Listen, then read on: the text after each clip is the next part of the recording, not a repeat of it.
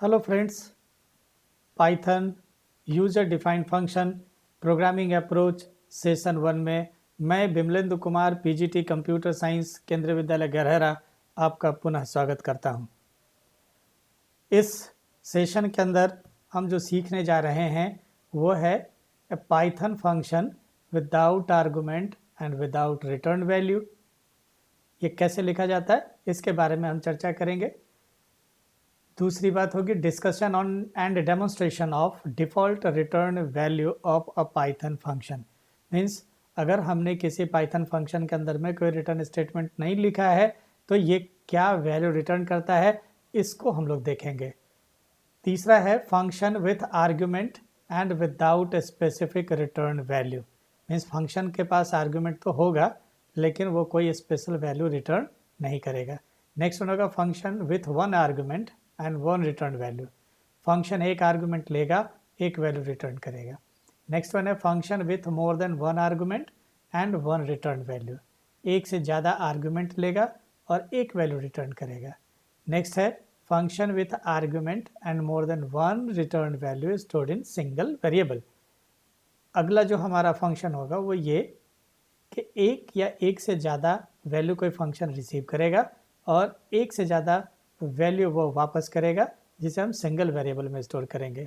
और अगला जो प्रोग्राम होगा वो होगा एक से ज़्यादा वेरिएबल को वो वापस तो करेगा लेकिन वो अलग अलग वेरिएबल में कैसे स्टोर करेंगे। So function with arguments and more than one return statement and store in different variables.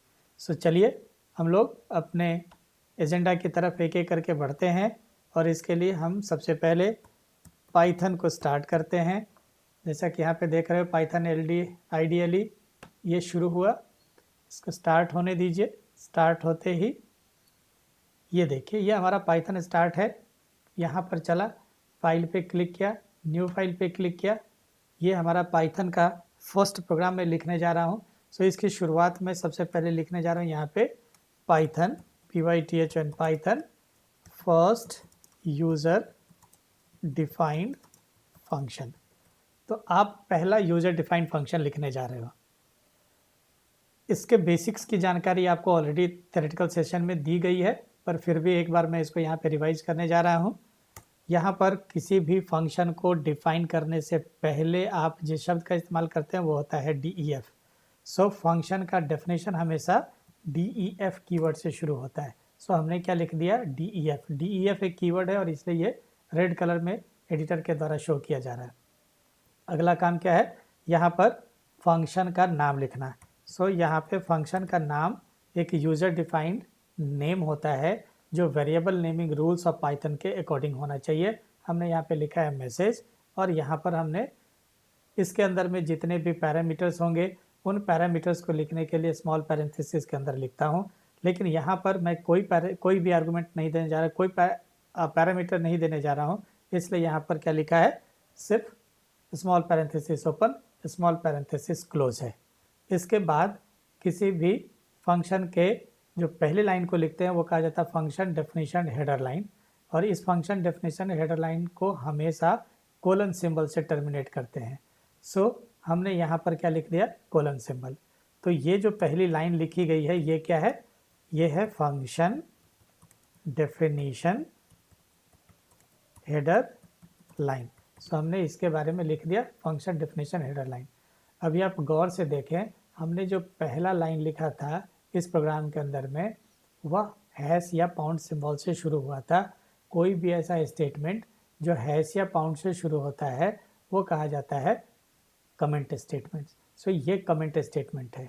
Comment statement आप पूरा का पूरा एक लाइन कमेंट के तौर पे लिख सकते हैं, या फिर आप चाहें तो किसी पर्टिकुलर स्टेटमेंट को लिखने के बाद आप उसे लिख सकते हैं। ये इस लाइन को एक्सप्लेन करने का काम कर रहा है, और हम अगर पहले लिखते हैं तो ये पूरे ब्लॉक को एक्सप्लेन करने का काम करता है। सो हमने यहाँ पे अगर प्रोग्राम्स के अंदर में इंटरनल हेल्प हमें प्रोवाइड करना हो तो कमेंट स्टेटमेंट का इस्तेमाल करते हैं।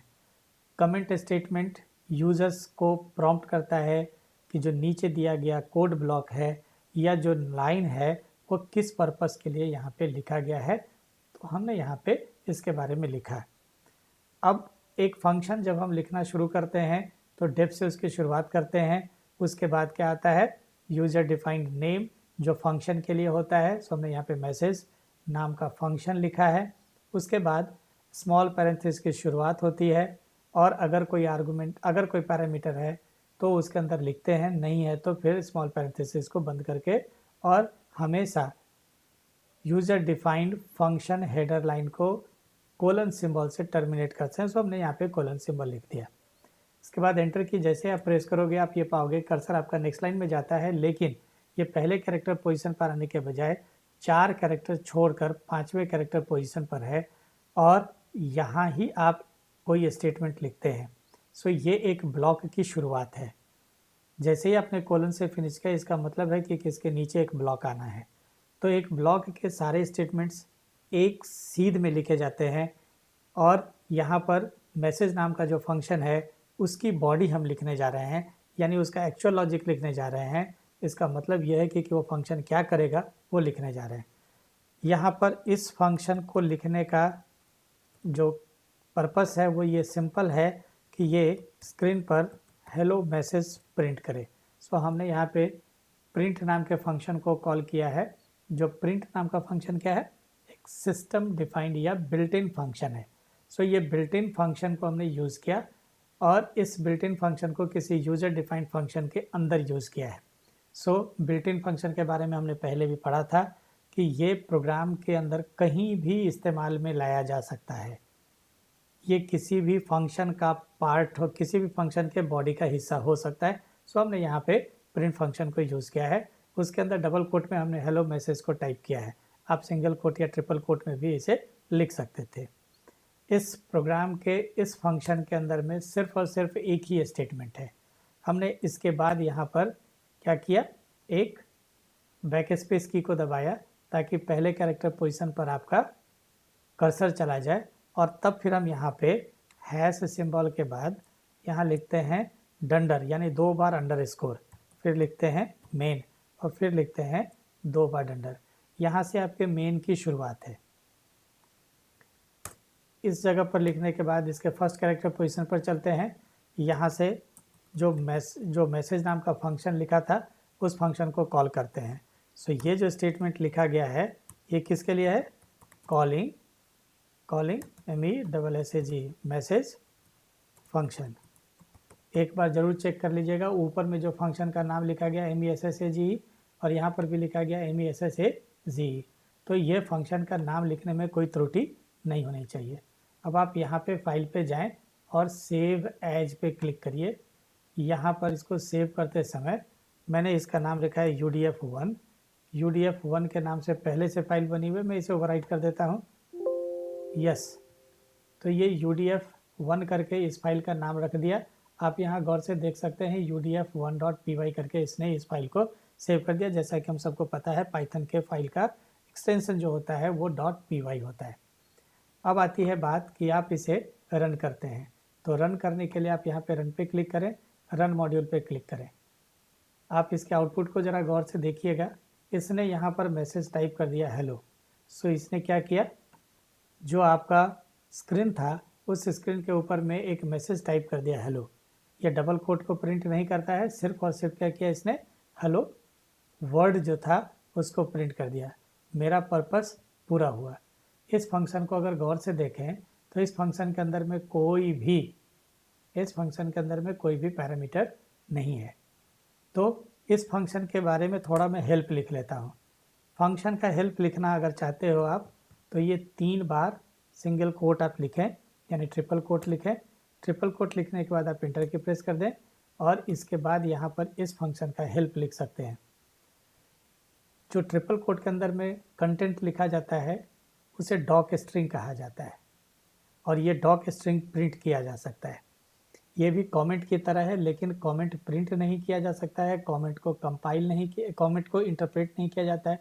लेकिन जो आपके मैसेजेस 3 कोट के अंदर में लिखे जाते हैं, ट्रिपल कोट के अंदर में लिखे जा रहे हैं, उनको ये डॉक स्ट्रिंग कहते हैं, जिन्हें उनको ये इंटरप्रेट भी करता है और ये फंक्शन के हेल्प के तौर पर भी देखा जाता है।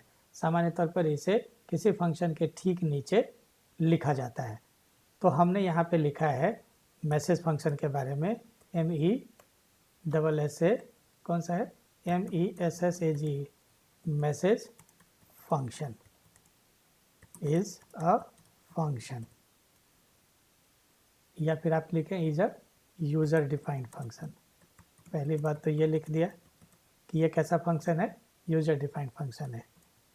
This function definition starts with keyword def, या दिस क्यों, a function definition starts with the keyword def। सो आप चेक कर सकते हो def कीवर्ड से यहाँ पे आया है। def keyword is followed by function name। अब ये कहता है कि ये जो फंक्शन का नेम है, function name is a user defined name and must be according to किसके, variable naming rules in Python. So Python में वेरिएबल नेमिंग का जो रूल है उसके अकॉर्डिंग होना चाहिए। अब कहता है कि function name is followed bye pair of parenthesis, pair of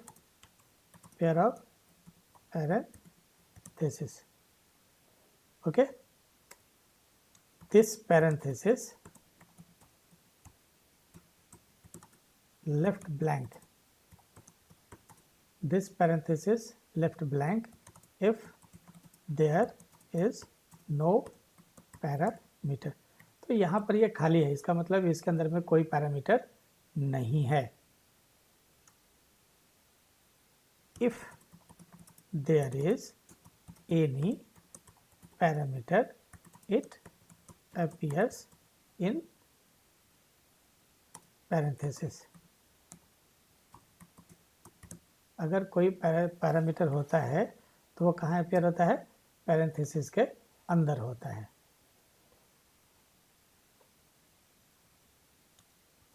function definition header line terminates with colon symbol.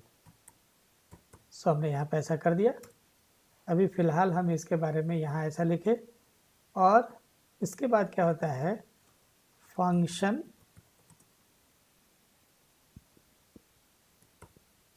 Body statements are indented 4 characters, right automatically. So यहाँ पर 4 कैरेक्टर राइट की तरफ ही ऑटोमेटिकली इंडेंट हो गया है। It contains actual logic of the function, okay. चलिए मैं इसे यहाँ पे बंद कर दे रहा हूँ। सो मैंने इसे ट्रिपल कोट के अंदर में बंद कर दिया है। ये कुछ और नहीं बल्कि फंक्शन का हेल्प है जो डॉक स्ट्रिंग के रूप में यहाँ पे स्टोर किया गया है। अभी आप पहले जो आपने इसका आउटपुट देखा था वो, और अब मैं यहाँ पर एक स्टेटमेंट यहाँ ऐड करने जा रहा हूँ। अगर आप इस फंक्शन का हेल्प देखना चाहते थे तो आपने हेल्प लिखा, और हेल्प लिखने के बाद इस पैरेंथेसिस के अंदर में MESSAGE फंक्शन का नाम लिखेंगे, लेकिन स्मॉल पैरेंथेसिस ओपन और क्लोज नहीं करेंगे। हेल्प अपने आप में क्या है, एक फंक्शन है, ये भी क्या है, बिल्ट इन फंक्शन है। इसके जिस फंक्शन का हेल्प देखना चाहते हैं उस फंक्शन का नाम इसके अंदर टाइप कर दीजिए। ये हमने इसके अंदर में बहुत सारे कंटेंट लिखे हैं दोबारे से, सो इसे दोबारे सेव कर लेते हैं। सेव कर लिया, और सेव करने के बाद इसको आप फिर से रन करिए और ज़रा इस बार स्टेटमेंट को चेक करिए, इसका आउटपुट चेक करिए। क्या लिख रहा है, help on function message in module main. Message लिखा, message function is a user defined function, ठीक है। A function definition starts with keyword def, तो यहाँ पे डेफ कीवर्ड से इसकी शुरुआत होती है जो हमने पहले देखा है। Def keyword is followed by function name, so यहाँ पे फंक्शन का नाम था। उसके बाद क्या कहता है, function name is a user defined name and must be according two variable naming rules in Python, तो ये भी फॉलो किया गया है। Function name is followed bye pair of parenthesis, तो ये पेयर ऑफ पैरेंथेसिस यहाँ पर है। अगर ये खाली है इसका मतलब इसके अंदर कोई पैरामीटर नहीं है, अगर कोई पैरामीटर होगा तो इसके अंदर लिखा जाएगा, जो यहाँ पे नहीं लिखा गया है। अब ये फंक्शन की बॉडी जो होती है वो लिखी गई होती है इस मैसेज, यहाँ पे कोलन से ये टर्मिनेट होता है और उसके बाद आप देखेंगे कि ये 4 कैरेक्टर राइट की तरफ इंडेंट करके इसके लॉजिक लिखे जाते हैं। तो यहाँ पे इसका लिखा गया, ये हेल्प बताया मैसेज फंक्शन के बारे में। और फिर यहाँ पर हमने उसके अंदर में क्या लिखा हुआ था, प्रिंट, और प्रिंट के साथ हेलो लिखा था, सो इसने हेलो प्रिंट कर दिया। अब एक स्टेटमेंट में इसी फंक्शन में और जोड़ने जा रहा हूँ, और वो जो है वो क्या है, किसी फंक्शन के अंदर से, जैसे हेल्प फंक्शन के अंदर से मैसेज को कॉल नहीं किया गया था, सिर्फ मैसेज लिखा गया था। अब मैं प्रिंट फंक्शन के अंदर से मैसेज को कॉल करने जा रहा हूँ। क्या कर रहा हूँ, कॉलिंग कौन सा फंक्शन, फंक्शन मैसेज इन साइड प्रिंट फंक्शन। तो क्या होगा, सो गौर से देखिएगा। सेव कर दिया और फिर इसे आप रन करिए, इसको रन किया। अब आप गौर से देखिएगा, तो पहली बार तो इसने प्रिंट किया था, दूसरी बार प्रिंट हेलो लिखा, तीसरी बार क्या लिख दिया इसमें, नन। सो मैंने नन नहीं लिखा था, लेकिन क्या हुआ था, इस फंक्शन के द्वारा बाय डिफ़ॉल्ट एक स्पेशल लिटरल रिटर्न किया जाता है जो नन है। सो ये बाय डिफ़ॉल्ट रिटर्न स्टेटमेंट है। सो अब आप यहाँ पर लिख सकते हैं कि ये जो फंक्शन है ये कॉल किया गया हेल्प, तो हेल्प की वजह से ये आया, इस मैसेज की वजह से आपका प्रिंट हेलो एग्जीक्यूट हुआ, और ये हेलो एग्जीक्यूट होने की वजह से हेलो वर्ड कीवर्ड पे स्क्रीन पे टाइप हो गया। फिर जब आपने इसको मैसेज को कॉल किया तो फिर इसने दोबारा हेलो लिखा, लेकिन ये फंक्शन कुछ रिटर्न तो यहाँ से कर नहीं रहा था, पर ये बाय डिफ़ॉल्ट रिटर्न करता है। सो मैं यहाँ पर एक कमेंट लिख देता हूँ, since this function is not returning anything, then क्या होगा, एनीथिंग एक्सप्लिसिटली, explicitly,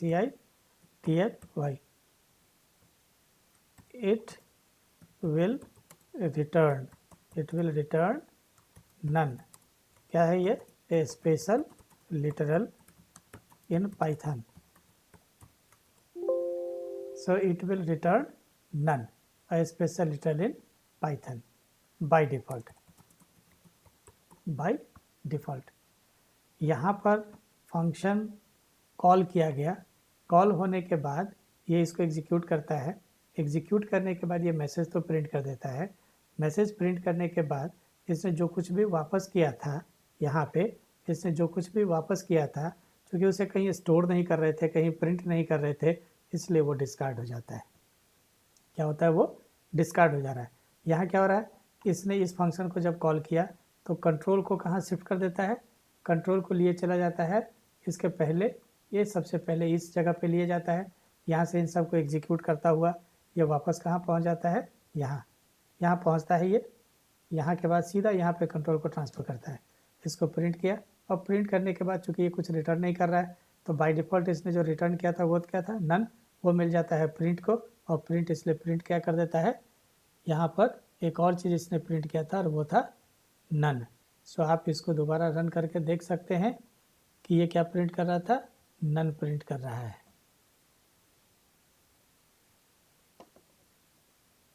ठीक है, तो मैं इसे रन कर रहा हूँ, रन मॉड्यूल, यह सोर्स को रिबिल्ड किया था, तो यहाँ पे हमने इसको फिर से सेव कर दिया। तो ये जो आपके पास यहाँ पे हेलो हेलो पहली बार मैसेज के कारण, दूसरी बार प्रिंट के अंदर में मैसेज को कॉल किया था, और ये नन रिटर्न हुआ था इसलिए। तो आप किसी भी फंक्शन को कॉल करते समय आप उसे स्टोर कर सकते हो। अब आप देखो, मैं इसके अंदर में थोड़ा सा चेंज करने जा रहा हूँ। चेंज क्या कर रहा हूँ, ये यहाँ पे RETURN रिटर्न वैल्यू इस नाम से एक वेरिएबल बनाया, और फिर क्या कर रहा हूँ, यहाँ पे लिख रहा हूँ print default return value of function is, और यहाँ पे लिख दिया RETURN रिटर्न अंडरस्कोर वैल्यू। तो ये आपका फंक्शन का जो डिफ़ॉल्ट रिटर्न वैल्यू होगा वो उसे प्रिंट कर देगा। आप इसे रन करिए।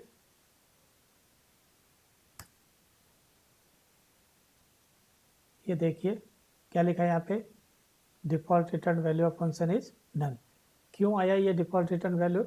तो इसने इस फंक्शन को जैसे ही एग्जीक्यूट किया, ये यहाँ पर इसको प्रिंट तो कर देता है, लेकिन ये कुछ वापस न करते हुए भी एक चीज़ वापस कर रहा है। वो क्या था? नन, जो कहाँ स्टोर कर लिया? रिटर्न वैल्यू में, और बाद में क्या कर दिया? उसको प्रिंट कर दिया। और यहाँ क्या कर रहे हैं हम? इस जगह पर क्या कर रहे हैं? कोई वेरिएबल तो हमने नहीं बनाया जिसमें कि इसके रिटर्न को स्टोर करने जा रहे हैं, लेकिन प्रिंट जो भी ये रिटर्न करेगा वो हमने प्रिंट फंक्शन को दे दिया। तो प्रिंट फंक्शन ने क्या किया? उसको प्रिंट कर दिया। सो नन प्रिंट हुआ है प्रिंट फंक्शन की वजह से, और ये जो मैसेज हेलो प्रिंट हुआ है वो इस मैसेज फंक्शन की वजह से। तो ये हमारा जो पहला प्रोग्राम था, इस प्रोग्राम के अंदर में हमने कई सारे कंसेप्ट्स को देखा है, जिसमें सबसे पहला कंसेप्ट ये आया कि हम किसी भी पाइथन के यूजर डिफाइंड फंक्शन को लिखते कैसे हैं। क्लियर है? सो अब चलिए नेक्स्ट हमारा इसके अंदर में जो मूव होगा वो मूव है कि किसी भी फंक्शन को हम कोई आर्गुमेंट दें पर वो कुछ रिटर्न नहीं करे। तो हम ऐसा एक फंक्शन लिखते हैं। यहाँ पे फाइल पे इसको बंद कर दीजिए। फाइल, एक न्यू फाइल पहले क्रिएट कर लीजिए। ये न्यू फाइल आपकी क्रिएट हो गई है। इस फाइल को आप यहाँ से बंद कर लीजिए। File close. तो ये फाइल आपकी क्लोज हो गई। एक फाइल आपकी यहाँ पे खुली हुई है जो अनटाइटल्ड है। तो यहाँ पर सबसे पहला काम क्या कर रहे हैं? फंक्शन लिखने जा रहे हैं। कैसा फंक्शन है? Function with parameter. फंक्शन के अंदर में पैरामीटर है बट विदाउट रिटर्न वैल्यू होगा, पर ये कुछ भी वैल्यू वापस नहीं करेगा। तो function with parameter but without return value. Okay, तो हम यहाँ पे फिर से लिखते हैं डेफ। फंक्शन का नाम वही रहने देते हैं, मैसेज ही है। फंक्शन का नाम क्या है? मैसेज है। और इस बार इसके अंदर में यहाँ पर हम एक पैरामीटर दे रहे हैं। सो क्या है? एक एक्स्ट्रा चीज़ है यहाँ पे। नेम क्या है? नेम इज ए पैरामीटर, और इसको क्या कहते हैं? फॉर्मल आर्ग्यूमेंट भी बोलते हैं।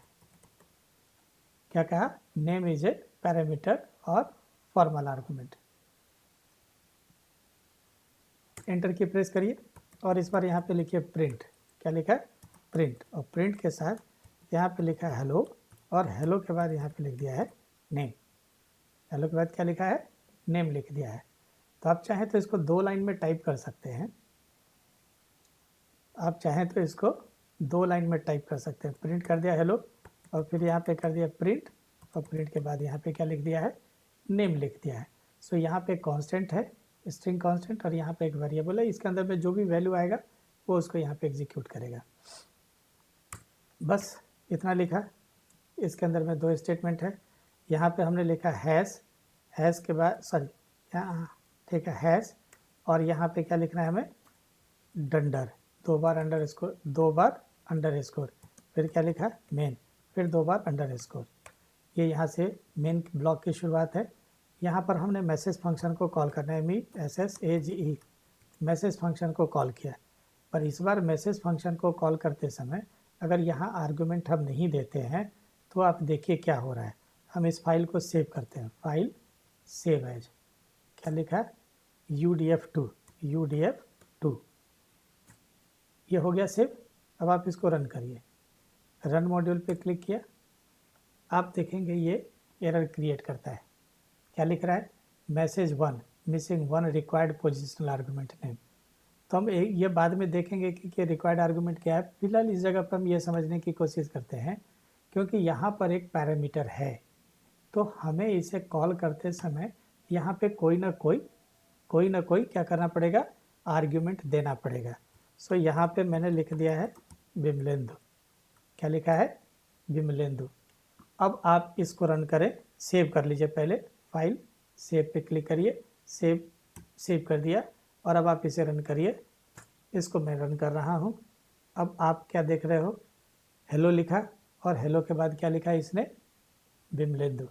तो ये दो चीज़ें आपने यहाँ पे देखी, हेलो बिमलेंदु इसने लिखा है, इसमें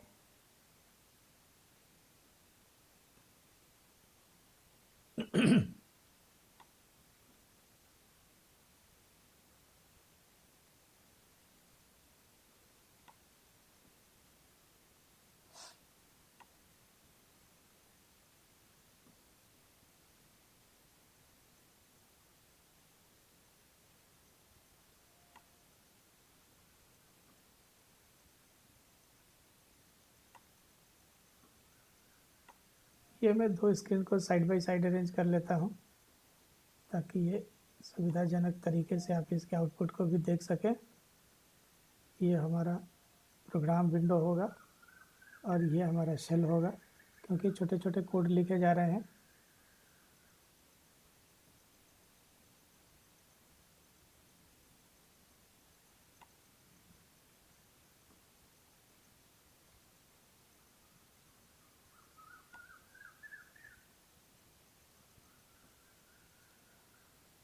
तो ये देखिए, ये हमारा प्रोग्राम विंडो है और नीचे जो है ये हमारा आउटपुट विंडो है।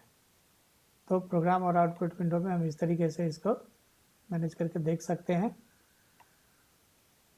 ये रहा आपका प्रोग्राम विंडो। हमने इसके अंदर में फिर थोड़े से चेंजेस करने हैं। क्या चेंजेस करना है, तो यहाँ पर बिमलेंदु नीचे के लाइन में लिख रहा था, इस जगह पे फिर से यहाँ पे लिख दीजिए नेम और इस लाइन को यहाँ से आप डिलीट कर दीजिए।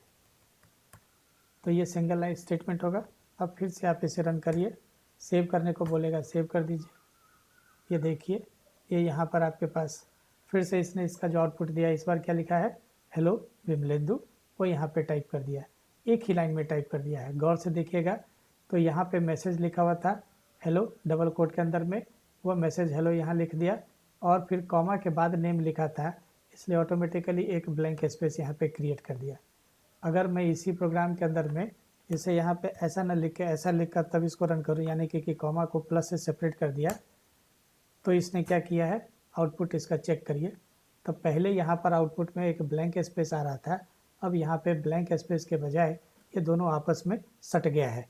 तो इसका मतलब क्या है, ये कॉन्कैटिनेट कर दिया। इस तरीके से आप थोड़ा बहुत चेंज करके धीरे धीरे आप इसके अंदर में कोडिंग के जो टिप्स हैं उनको आप धीरे धीरे सीख सकते हो। तो आप भी इनको करके देखना। ये यहाँ पर हमने इसको कॉमा से सेपरेट कर दिया।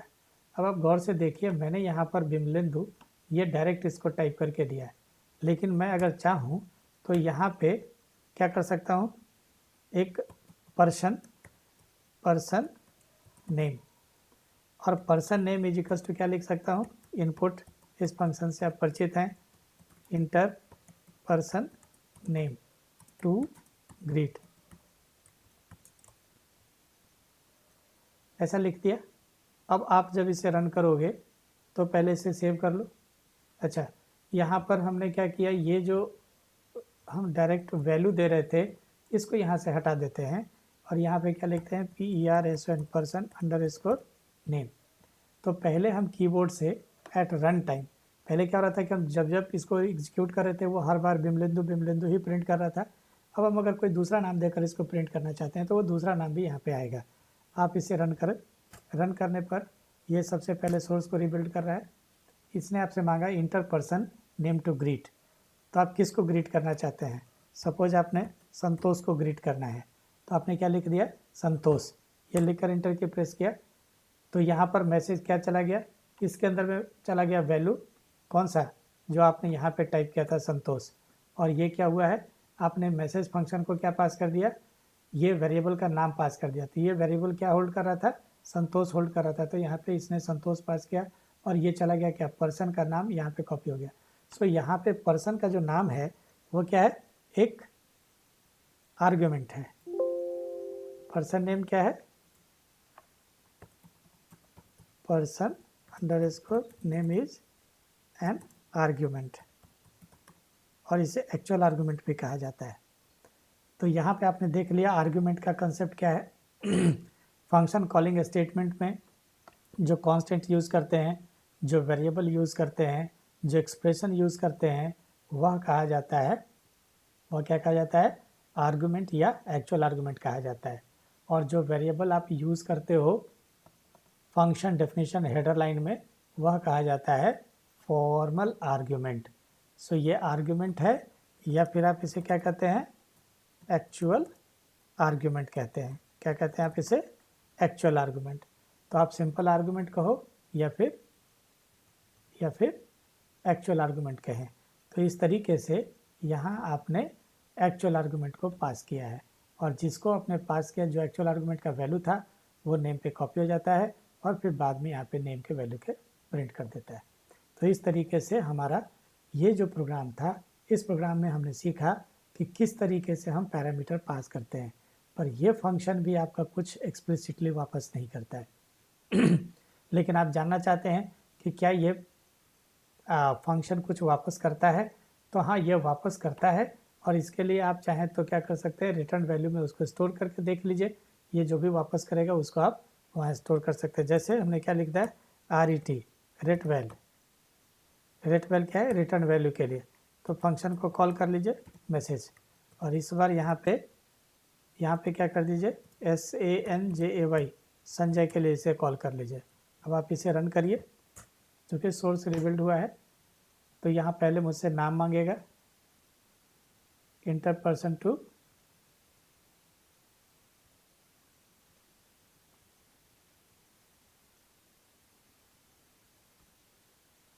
फिर से इसको रन करिए, रन मॉड्यूल। यहाँ पे ये आपके पास आ गया, enter person name to greet. यहाँ पे आपने लिख दिया है कपिल। क्या लिखा, कपिल। तो इसने क्या लिखा, हेलो कपिल, और फिर हेलो संजय। क्योंकि पहली बार जब हमने इसे क्या किया, ये दिया था, तो क्या किया इसने, यहाँ पे पहली बार जो वैल्यू लिखा था कपिल, तो ये कपिल के साथ कॉल हुआ था, दूसरी बार ये संजय के साथ कॉल हुआ था। इसलिए पहली बार इसने टाइप किया हेलो कपिल, और दूसरी बार क्या टाइप किया है, हेलो संजय। पर हमने यहाँ पर रिटर्न वैल्यू को तो प्रिंट किया नहीं। सो आप यहाँ पे प्रिंट करें, और प्रिंट फंक्शन के साथ लिखिए return value of default return value of RET val is equals to, default return value of message is equals to, और जो भी था RET_val। आप इसे अब सेव करिए और रन करिए। यहाँ पे आपने दे दिया है समदर्शी, SAMDARSHI, समदर्शी। तो इसने क्या लिखा है, हेलो समदर्शी, हेलो संजय, फिर default return value of message क्या है, नन है। तो इस तरीके से आपने ये देखा कि आप किसी फंक्शन का return data type by default क्या होता है, नन होता है। वो यहाँ से स्पष्ट है, हमने इस फंक्शन के अंदर में कोई रिटर्न स्टेटमेंट नहीं लिखा। अब ये जो तीसरा है हमारा, वो फंक्शन होगा, एक फंक्शन को कुछ आर्गुमेंट पास भी किए जाएंगे और वो कुछ रिटर्न भी करेगा। सो सिंगल आर्गुमेंट हम उसको पास करेंगे और वो सिंगल वैल्यू हमें रिटर्न करेगा। तो यहाँ पे क्या लिखने जा रहे हैं, तीसरा जो हमारा है, function with one argument but no return value. तो हम फंक्शन को कुछ आर्गुमेंट तो पास करेंगे, लेकिन वो कुछ भी वापस हमें नहीं करेगा। तो पिछला जो था वो भी था यही, फंक्शन को हमने एक आर्गुमेंट पास किया था, वो कुछ नहीं। तो इस बार जो हम लिखने जा रहे हैं वो function with one argument, ARGUMENT, one argument and one return value. So यहाँ पे फंक्शन को हम एक आर्गुमेंट देंगे और वो हमें एक वैल्यू वापस करेगा। तो इस जगह पे एक फंक्शन हम लिखने जा रहे हैं, कैल्क फैक्टोरियल। इसको आप क्या करेंगे, नम एक आर्गुमेंट प्रोवाइड करेंगे, फंक्शन विथ वन पैरामीटर है। कितने हैं इसके अंदर, फंक्शन विथ वन पैरामीटर है।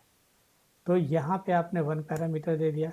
अब इस जगह पे आप क्या लिखेंगे, FACT, fact is equals to 1 आपने लिख दिया, और एक लूप चलाते हैं फॉर आई इन रेंज, 1 से शुरू करेंगे और num प्लस 1 तक चलेगा, num प्लस 1 तक ये चलेगा लूप, और हर बार ये 1 से बढ़ेगा।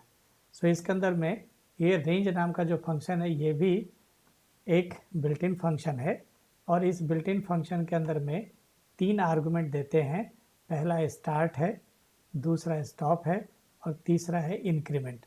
अगर आप स्टार्ट नहीं मेंशन करते हो तो बाय डिफ़ॉल्ट ये वैल्यू 0 होता है, और ये जो आप एंड वैल्यू लिखते हैं इससे 1 कम तक आपका लूप चलता है, और ये जो होगा 1 ये बताता है कि स्टेप वैल्यू कितना है। अगर हम कुछ नहीं लिखते हैं तो बाय डिफ़ॉल्ट 1 होता है, कुछ नहीं लिखा तो बाय डिफ़ॉल्ट 1 होता है। फिर से फॉर एक लूपिंग स्टेटमेंट है या इटरेटिव स्टेटमेंट है। इसकी बॉडी जो लिखी जाएगी यहाँ पे, उसके अंदर में क्या लिखा हुआ है, फैक्ट बराबर fact multiplied by I, fact बराबर फैक्ट मल्टीप्लाइड बाई आई, और इसके बाद जब ये यहाँ से निकलेगा तो रिटर्न करेगा, ये फैक्ट को रिटर्न करेगा। अब आप गौर से देखिए, पहले तो ये फंक्शन था, इस फंक्शन के लास्ट में क्या था, फंक्शन डेफिनेशन एरर लाइन के लास्ट में क्या था, कोलन। तो ये बता रहा है कि ये एक ब्लॉक स्टेटमेंट को की शुरुआत है। तो ये ब्लॉक स्टेटमेंट यहाँ पे लिखा गया 4 कैरेक्टर अंदर। फिर जब आप यहाँ देखते हो तो यहाँ भी क्या दिया हुआ है, एक कोलन है, मतलब ये भी अपने आप में एक ब्लॉक क्रिएट करेगा।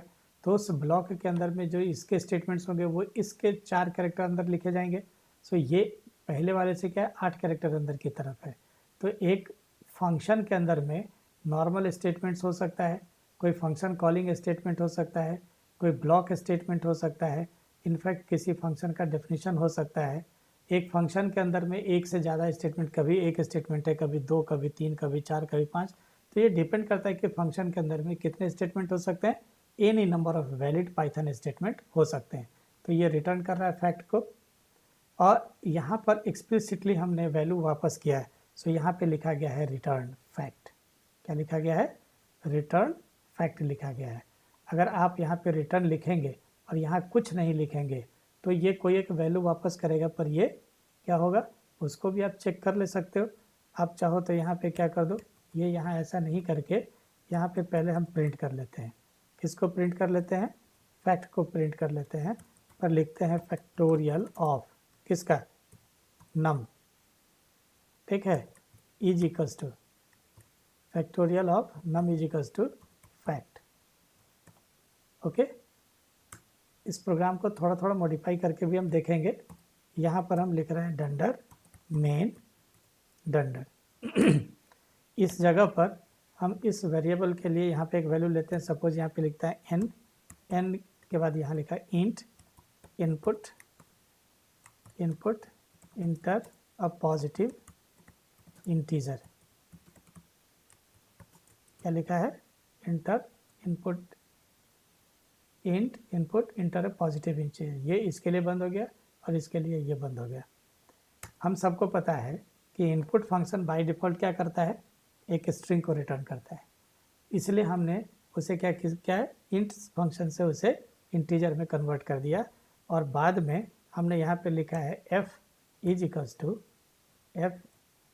टू सॉरी, यहाँ पे हमने सिर्फ फैक्टोरियल नाम के फंक्शन को कॉल कर लिया है, और फैक्टोरियल नाम के फंक्शन को कॉल करते समय क्या दे दिया है, एन दे दिया है। तो ये क्या है, फंक्शन कॉलिंग स्टेटमेंट। क्या है ये, फंक्शन कॉलिंग स्टेटमेंट। और इस फंक्शन कॉलिंग स्टेटमेंट में एन जो है वो क्या है, n is n actual argument. N क्या है, एक एक्चुअल आर्ग्यूमेंट है। और यहाँ पर नम क्या है, यहाँ पे नम क्या है, नम एक फॉर्मल आर्ग्यूमेंट है। नम क्या है, ये फॉर्मल आर्ग्यूमेंट है, या फिर इसे आप पैरामीटर कहेंगे। सो यहाँ पर एक पैरामीटर था इसलिए एक आर्गुमेंट दिया गया है। अब आप इसे रन करके देखिएगा, अल्ट आर रन करिए। ये आपको कहता है source must be saved. Okay, save कर लेते हैं। यूडीएफ 1 2 3 कर दिया है। UDF3 कर दीजिए। ओके, सो UDF3 के नाम से इसको हमने सेव कर दिया। अब आप जैसे इसको सेव करें, आपसे मांग रहा है inter a positive integer. Suppose मैंने क्या दे दिया है 4, एरर दे रहा है, क्या लिख रहा है factorial is not defined. Means हमने कहीं पर फैक्टोरियल नाम का जो फंक्शन यूज़ किया है ये यहाँ पर ऐसा ना हो के एक्चुअली ये लिखा हुआ है कैल्क अंडर स्कोर फैक्टोरियल। सो हमें कॉल करते समय भी कैल्क फैक्टोरियल लिखना पड़ेगा। अब आप देखिए, अब आया, हमने यहाँ पे लिखा 4, तो फैक्टोरियल ऑफ 4 इजिकल्स टू 24 है। यहाँ पर क्या किया गया कि जैसे हमने यहाँ से पास किया 4, तो ये 4 चला गया यहाँ पे, फैक्ट का वैल्यू 1 किया, ये 1 से लेकर 5 तक, तो 1 2 3 और 4 तक ये चलेगा। सो यहाँ पर हर बार इसने एक को फैक्टोरियल के साथ, फैक्टोरियल के करंट वैल्यू के साथ आई के करंट वैल्यू को मल्टीप्लाई करके फैक्टोरियल में फैक्ट में जमा कर दिया, और ये 1 बाई 1 आपके पास आता गया। तो ये 1 इंटू 2 इंटू 3 इंटू 4 आया, इसका वैल्यू यहाँ स्टोर किया, इसको यहाँ पे प्रिंट कर दिया। यहाँ क्या किया गया, ये इसने कुछ वापस नहीं किया था, लेकिन अगर आप चाहें तो यहाँ पे प्रिंट करने के बजाय आप इसे यहाँ से प्रिंट न करके यहाँ से वापस कर दीजिए। क्या करिएगा आप, रिटर्न कर दीजिए, या फिर आप यहाँ पे ऐसा करके और तब इसके बाद आप लिखिए रिटर्न। तो क्या आप यहाँ से कुछ वापस कर रहे हैं? कुछ भी वापस नहीं कर रहे हैं। तो कुछ वापस नहीं कर रहे हैं, तो यहाँ पे f इजिकल्स टू आपने ऐसा कर लिया, और बाद में यहाँ पे आप करते हैं print value of f equals to value of f equals to f। तो ये क्या था, रिटर्न वैल्यू को स्टोर करने के लिए। इसको सेव कर लीजिए, इसको सेव कर लीजिए, और सेव करने के बाद आप इसको फिर से रन करिए। मैं इस बार यहाँ पे वैल्यू दे रहा हूँ 5। देखो आप यहाँ पे उसने रिटर्न तो किया, रिटर्न स्टेटमेंट हमने लिखा, पर कोई वैल्यू नहीं लिखा, तो उसने बाय डिफ़ॉल्ट क्या वापस किया था, नन वापस किया है। तो अब ये स्पष्ट हो गया कि किसी भी फंक्शन के अंदर में अगर हम कुछ भी एक्सप्लिसिटली वापस नहीं करते हैं तो बाय डिफ़ॉल्ट वो नन रिटर्न करता है। और ऐसा आप रिटर्न सिर्फ लिख कर भी कर सकते हैं या फिर इसे छोड़ कर भी कर सकते हैं। अब आती है बात, क्या हम इस फंक्शन से कोई स्पेसिफिक वैल्यू वापस कर सकते हैं? तो हाँ, हम कर सकते हैं। और ऐसा करने के लिए हमने क्या लिखा है यहाँ पे, ये यहाँ पे लिखा है रिटर्न, और रिटर्न के साथ क्या लिख दिया, f। रिटर्न के साथ क्या लिख दिया है, FACT फैक्ट। तो अब ये यहाँ पर जब ये फैक्टोरियल को वापस करेगा f में स्टोर हो जाएगा, और यहाँ पे वैल्यू ऑफ f, या फिर आप लिखेंगे factorial of FACTORIL, factorial of, किसका फैक्टोरियल निकालने के लिए कहा था आपने, n का। किसका कहा था, n का। तो आप यहाँ क्या लिखेंगे, n, और इसका फैक्टोरियल निकल कर किसके अंदर आया है बताइए, f के अंदर में। तो यहाँ से इसने क्या किया, ये फंक्शन जब कॉल हुआ तो n के साथ कॉल हुआ था, n की वैल्यू कॉल हुआ था यहाँ से, तो ये n की वैल्यू को क्या करता है, इस नम पे कॉपी कर देता है। सो सपोज n की वैल्यू अगर थी 4 या 5, तो नम की वैल्यू क्या हो जाएगी, 5। ये क्या करेगा, फैक्टोरियल के वैल्यू को, फैक्ट के वैल्यू को 1 से इनिशियलाइज करेगा, और i जो है वो 1 से स्टार्ट होगा, 2 3 4 5 6, मतलब ये जो जनरेट करेगा नंबर 1 2 5, क्योंकि नम का वैल्यू 5 था। सो 5 + 1 6 हो गया, तो 6 छोड़कर, ठीक है, 6 - 1, तो ये 5 वैल्यूज़ आएगा, जो क्रम से 1 2 3 4 5 ही होगा, क्योंकि यहाँ पे इंक्रीमेंट क्या था, 1 था। अगर आपने यहाँ पे 2 दे दिया होता तो ये 1 होता, 3 होता, 5 होता। क्लियर है? तो अब यहाँ पे क्या करेगा, इसका फैक्टोरियल निकालेगा, और फैक्टोरियल निकालने के बाद फैक्ट के अंदर इसको स्टोर कर देगा, और इसके बाद जब ये काम होकर वापस आएगा तो इसने यहाँ से फैक्ट का वैल्यू रिटर्न किया, जो कहाँ स्टोर हो जाता है, ये जो फैक्ट यहाँ से वापस किया गया वो f के अंदर स्टोर हो जाता है, और बाद में हम इसी वैल्यू को यहाँ पे प्रिंट कर रहे हैं। सो अब आप देखिए, इसको रन करके चेंज है थोड़ा सा। अब प्रिंटिंग जो है सो जिस फंक्शन को कॉल किया था उसके अंदर नहीं डाल के मेन में ही प्रिंट कर रहे हैं। सो ये लिख रहा है इंटर अ पॉजिटिव इंटीजर, हमने दिया 6, फैक्टोरियल ऑफ 6 इजिकल्स टू 720। तो हमने क्या किया, यहाँ पे एक आर्ग्यूमेंट पास किया, और क्या हुआ था, एक पैरामीटर था, और एक वैल्यू ये रिटर्न कर रहा था, जिसको एक वेरिएबल में हम स्टोर कर रहे थे। क्या हम एक से ज़्यादा वैल्यू रिटर्न कर सकते हैं? तो कर सकते हैं। अभी आप देखिए, मैं यहाँ पर एक दूसरा प्रोग्राम लिखने जा रहा हूँ। फाइल, न्यू फाइल, इस जगह पर क्या लिख रहे हैं? Function accepting, function with single argument, function with single argument and returning more than one value, more than one value. Returned value are stored at single value, single variable. चलिए देखते हैं, इसमें हमने यहाँ पे लिखा है डिफ कैल्क। क्या क्या कैल्क करेगा? एरिया, और क्या करेगा? Perimeter of square. इसे क्या पास करना पड़ेगा? साइड। ठीक है, एरिया और पेरीमीटर किसका निकालना है? स्क्वायर का। तो यहाँ पे लिखा है एरिया, एरिया, एरिया, ये कैसे निकलेगा? तो side into side, side into side. और पेरीमीटर कैसे निकलेगा? पेरीमीटर हो जाएगा 4 इंटू साइड। ठीक है, तो जैसे साइड अगर होता है एक का, तो ये क्या हो जाएगा? 1 + 1 + 1 + 1, या इसको लिख सकते हैं 1 इंटू 4। अगर ये 2 होता तो 2 + 2 + 2 + 2, यानी 2 इंटू 4 लिख सकते थे। तो यहाँ पे हमारा क्या हो गया? 4 इंटू साइड हो गया। साइड का जो भी वैल्यू होगा उसको 4 से मल्टीप्लाई करके इसने वापस कर देना है। तो अब चलिए हम यहाँ पर इसमें देखते हैं, एरिया और पेरीमीटर ये दोनों चीज़ इसने कैलकुलेट कर लिया।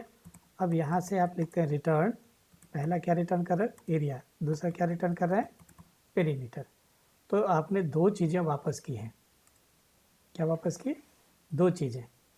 अब यहाँ पर हम लिखने जा रहे हैं मेन। तो मेन के अंदर में क्या होगा? सॉरी, डंडर, देन मेन, और फिर डंडर। अब आप यहाँ पे देखिए, मैं जो लिखने जा रहा हूँ वो क्या करेगा? हमें फंक्शन को कॉल करना है। सो यहाँ पे हमने जो भी ये वापस करेगा उसको रिजल्ट में स्टोर करने जा रहे हैं। रिजल्ट इजिकल्स तो लिखा है कैल्क। क्या क्या कैल्क करेगा? एरिया, फिर क्या है? पेरीमीटर, किसका? स्क्वायर का। ये हमारा कॉलिंग होगा। लेकिन इस कॉलिंग से पहले यहाँ पर हमने क्या करना है? साइड का वैल्यू रीड करना है। So s equals to float, या ईवैल कर लेते हैं। Eval input enter side of square. क्या करना है? साइड ऑफ स्क्वायर दिया। अब आप इसे रन करके देखिए। रन करने के बाद यहाँ पे आप क्या करेंगे? प्रिंट एरिया, किसका? Area of SQUARE square equals to, किसके अंदर स्टोर किया था? रिजल्ट। और रिजल्ट ऑफ 0। क्या करेंगे आप? Result of 0। और यहाँ पे लिखेंगे प्रिंट पेरीमीटर ऑफ, सर यहाँ पे इसको ये बड़ी ब्रैकेट के अंदर में होगा।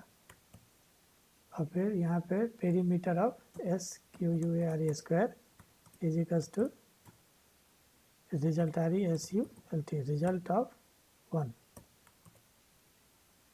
अब आप इसको फाइल को सेव कर लीजिए। फाइल सेव एज, इसको आप लिखे UDF। कहाँ तक कर दिया था? UDF 3 हो गया था, UDF 4 कर लेते हैं इसको। सेव हो गया। आप इसे रन करिए। साइड आपसे मांग रहा है, आपने दे दिया है 3। क्या दिया गलती यहाँ पे? फंक्शन का जो नाम हमने लिखा है वो गलत है। इसका सबसे अच्छा तरीका है, जो यहाँ लिखा है इसको यहाँ से कॉपी करिए और यहाँ ले आके इसको पेस्ट कर दीजिए। हो गया। अब आप फिर से इसको रन करिए। Run module, yes. क्या दिया था हमने, 3 इनपुट दिया था, फिर से दे रहा है type error, is missing 1 required positional argument. Okay, हमने यहाँ पे क्या किया, इसको आर्गूमेंट नहीं दिया। क्या आर्गूमेंट देना था इसको, एस, किस में स्टोर किया था, एस। सो यहाँ पे आर किया, रन मॉड्यूल, यस, हमने क्या दिया था, 3। अब आप देखो एरिया ऑफ स्क्वायर 3 × 3 और पेरीमीटर 4 × 3, तुरंत ही आ गया।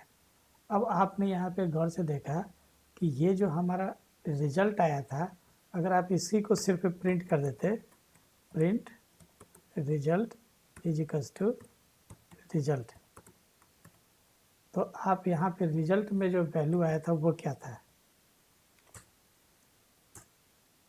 एक लाइन हमने इसमें ऐड कर दिया, वही वैल्यू देते हैं 3। तो देखिए रिजल्ट में 9 भी आया था, रिजल्ट में 12 भी आया था, पहले प्लेस पर था और दूसरे प्लेस पे। आप इसको क्या देख रहे हैं, सिंगल पैरेंथेसिस के अंदर में ये बंद है, स्मॉल पैरेंथेसिस में बंद है। तो अगर स्मॉल पैरेंथेसिस में बंद कोई भी चीज़ आता है तो वो क्या कहा जाता है, टपल। और टपल क्या है, एक सीक्वेंस है। कैसा सीक्वेंस है, ऑर्डर्ड सीक्वेंस है। इस ऑर्डर्ड सीक्वेंस के साथ साथ ये क्या होता है, कैसा है ये, म्यूटेबल और नॉन म्यूटेबल, तो ये नॉन म्यूटेबल होता है। लेकिन आप इसके जो ऑर्डर्स होते हैं वो आप इनको एक्सेस कर सकते हैं इसके इंडेक्सेस के माध्यम से। जो पहले एलिमेंट का इंडेक्स होता है वो 0 होता है, दूसरे एलिमेंट का इंडेक्स 1 होता है। सो इस टपल के अंदर जो रिजल्ट के नाम से जो टपल बना है उसके अंदर में 2 इंडेक्सेस हैं, पहला 0 दूसरा 1 है। सो फर्स्ट इंडेक्स पर आपका एरिया था, सेकेंड इंडेक्स पर क्या था, पेरीमीटर था, क्योंकि हमने जो वापस किया था वहाँ पे एरिया पहले लिखा था, पेरीमीटर बाद में लिखा था। सो फर्स्ट वैल्यू था वो एरिया के लिए और सेकेंड वैल्यू था वो क्या था, पेरीमीटर के लिए। सो एरिया और पेरीमीटर दोनों को अगर हमें एक्सेस करना है तो रिजल्ट के साथ बड़ी ब्रैकेट के अंदर में क्या लिखना पड़ेगा, रिजल्ट के साथ बड़ी ब्रैकेट के अंदर में अगर हमने 0 लिखा है तो वो पहला वैल्यू यानी 9 प्रोड्यूस करेगा, और रिजल्ट के साथ अगर बड़ी ब्रैकेट के अंदर में 1 लिखा यानी वो दूसरा वैल्यू बताएगा जो 12 है। और इस तरीके से हमने एरिया और पेरीमीटर को यहाँ पर लिख लिया। अब आती है बात कि यहाँ पर क्या हम इसे अलग अलग वेरिएबल में भी स्टोर कर सकते हैं। तो चलिए हम यहाँ पे एक दूसरा प्रोग्राम लिखने जा रहे हैं, फाइल न्यू। इसके अंदर में क्या करेंगे, ये होगा हमारा function with more than 1 argument and more than 1 return value. ठीक है, और ये कहता है return value are stored in different variable. चलिए अनपैक कर देगा, ये क्या हो जाएगा, ये पहले था अनपैक्ड और ये क्या हो जाएगा, सॉरी पैक्ड और ये क्या हो जाएगा, अनपैक्ड। तो फिर से फंक्शन लिखते हैं, डेफ कैल्क लिखा, एरिया लिखा, पेरीमीटर लिखा, ऑफ किसका है, rectangle, area perimeter of rectangle. इसको क्या क्या चाहिए था, एल चाहिए था और बी चाहिए था। तो जब तक इसको लेंथ और ब्रेड्थ नहीं मिलेगा तब तक ये कुछ नहीं करेगा। चलिए यहाँ पे एरिया इज इक्वल्स टू क्या किया, एरिया क्या किया, एल इंटू बी,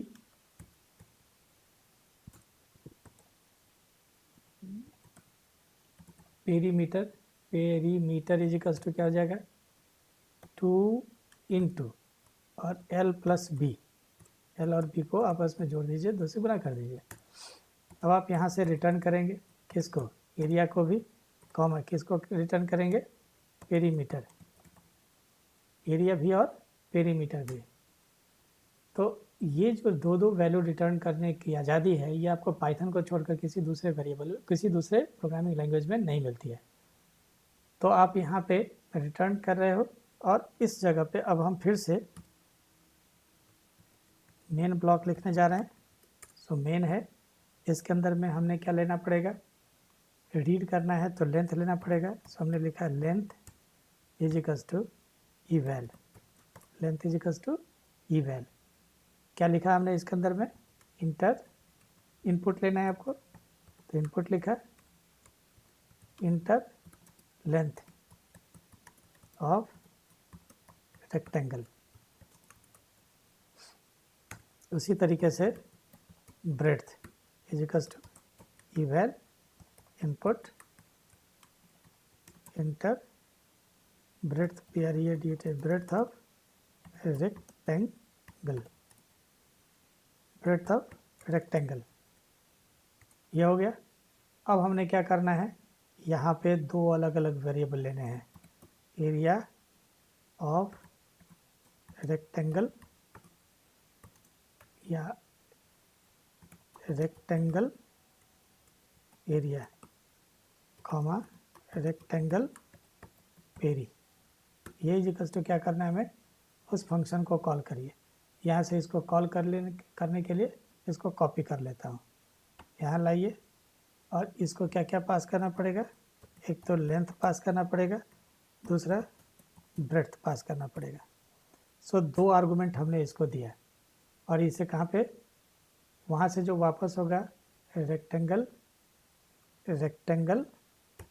एरिया और रेक्टेंगल पेरी, इसमें इसको स्टोर कर लिया।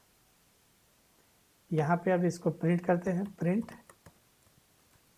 Area of rectangle is equals to RECTANGL rectangle area. Okay, और फिर से यहाँ पे प्रिंट किया, print perimeter of rectangle is equals to perimeter of rectangle is equals to rectangle underscore peri. क्या लिखा, रेक्टेंगल पेरी। तो ये इस तरीके से यहाँ पर आ गया। अब आप देख रहे हो कि इस फंक्शन को जब हमने कॉल किया तो हमने इसे दो आर्गुमेंट पास किया, एक लेंथ और दूसरा ब्रेड्थ, क्योंकि यहाँ पे हमारे पास क्या था, दो फॉर्मल आर्गुमेंट्स थे, एक एल और दूसरा बी। सो लेंथ का वैल्यू एल पे स्टोर हो जाएगा, ब्रेड्थ का वैल्यू बी पर स्टोर हो जाएगा, या यूँ कहें कि लेंथ जिस वैल्यू को पॉइंट कर रहा था उसी को एल पे पॉइंट करने लगेगा, ब्रेड्थ जिसको पॉइंट कर रहा था उसी को बी पॉइंट करने लगेगा। तो इस तरीके से एल और बी ये दो आपके पास वेरिएबल हैं। इस दोनों वेरिएबल के अंदर में क्या होगा, मल्टीप्लिकेशन का काम होगा और जो वैल्यू आएगा वो एरिया में स्टोर हो जाएगा।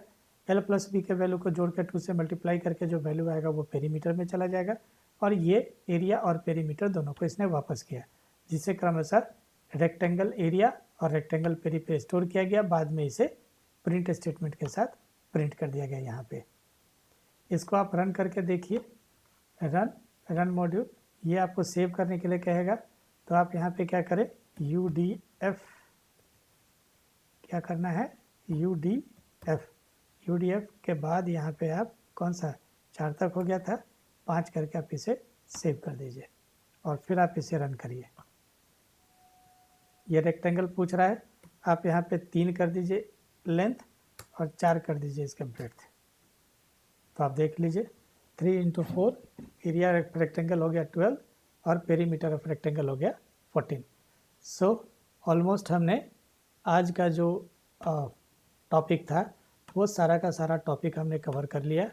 नेक्स्ट टॉपिक में हम आएंगे, डिफरेंट टाइप्स ऑफ पैरामीटर्स हैं, उन पैरामीटर्स के प्रोग्राम्स के साथ आपके साथ दोबारा मिलेंगे।